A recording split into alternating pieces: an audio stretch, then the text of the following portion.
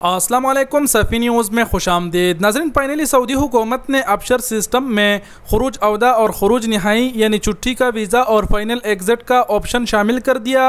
यानी अगर अभी आप चाहे तो अपने अबशर से खुरूज अवदा आप जारी करा सकते हैं, कफ़ील के बग़ैर आप अपना फ़ाइनल एग्ज़िट भी जारी करा सकते हैं। ये सब कैसे होगा, स्क्रीनशॉट के ज़रिए आप लोगों को समझाता हूँ। वीडियो को पूरा ज़रूर देखें और हो सके तो अपने और गैर मुल्की भाइयों के साथ भी इस वीडियो को ज़रूर शेयर करें। सबसे पहले आप लोगों को बताते चलूँ या दिखाने के तौर पर कि 14 मार्च 2021 से गैर मुल्कियों के लिए कानून बदल चुका है। 14 मार्च 2021 के बाद आप सब जानते हैं कि कफ़ालत का जो निज़ाम है वो बदल चुका है और जो प्राइवेट इदारों में काम करते हैं गैर मुल्की, सिर्फ वही गैर मुल्की अपने अबशर से खुरूज अवदा और खुरूज निहाई लगवा सकेंगे। खुरूज अवदा और खुरूज निहाई आप कैसे लगाएंगे आपको दिखा देते हैं।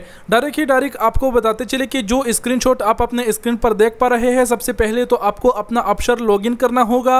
अबशर लॉगिन होने के बाद आपको माई सर्विस में सर्विस का ऑप्शन पर क्लिक करना होगा।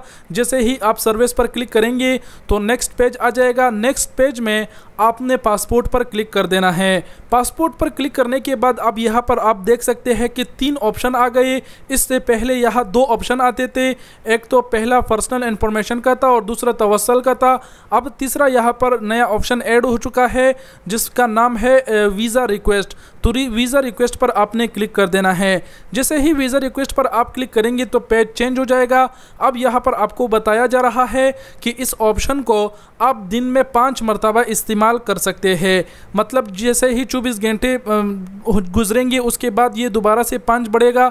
जितनी बार आप यहाँ की विज़िट करेंगे तो उतने बार इस 5 से 4 आएगा, फिर 3 आएगा। मतलब 24 घंटों में आप 5 मरतबा ही इस सर्विस को इस्तेमाल कर सकते हैं। यहाँ पर अगर आप स्क्रॉल डाउन करेंगे तो मज़ीद इनकी जो शरायत है जो पहले भी मैं आप सबको बता चुका हूँ वही आ जाते हैं। दोबारा से दोहराते चलूँ, यहाँ पर बताया जा रहा है कि जब आप वीज़ा की रिक्वेस्ट सबमिट करेंगे तो 10 दिन के अंदर अगर आपकी कफ़ील को कोई एतराज़ होगा तो वो उस पर एतराज़ करेगा। एतराज़ का मतलब ये है कि आप अपने कफ़ील के मर्ज़ी के बग़ैर तो नहीं जा रहे, कहीं आपके जाने से उसका काम तो ख़राब नहीं होगा। अगर आपका कफ़ील मतलब एक्सेप्ट कर देता है और उस पर कोई एतराज़ नहीं करता तो 10 दिन के बाद जो 5 दिन है, इस 5 दिन के अंदर आपको वीज़ा इशू हो जाएगा और फिर आप अपने मुल्क जा सकेंगे। लेकिन वीज़ा इशू होने से पहले इन्होंने कुछ शराइत बताए हैं। नीचे इन्होंने ये बताए है कि 15 दिन के अंदर तो आपको ये वीज़ा जारी होगा।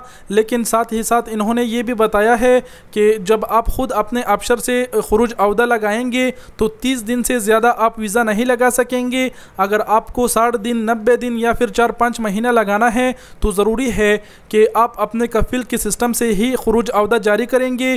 कफ़ीलों से भी अभी तक ये इख्तियार नहीं छीना है। कफ़ील भी अगर चाहे तो वो आपका खुरूज अवदा अपने सिस्टम से जारी करा सकते हैं। सऊदी अरब में जितने भी मेरे भाई कंपनियों में हैं उनको ख़ुद ये चीज़ करने की ज़रूरत नहीं होगी। उनकी कंपनी ही में ही एक बंदा होगा जो कफ़ील ने जिसको इख्तियार दिया होगा वो उसको खुरूज अवदा वीज़ा जारी कर देगा। यहाँ पर यह बात भी कहा गया है कि यहाँ से खुरूज अवदा जारी करने से पहले आपको खुरूज अवदा का जो फ़ीस है वो भी पहले अदा करना होगा।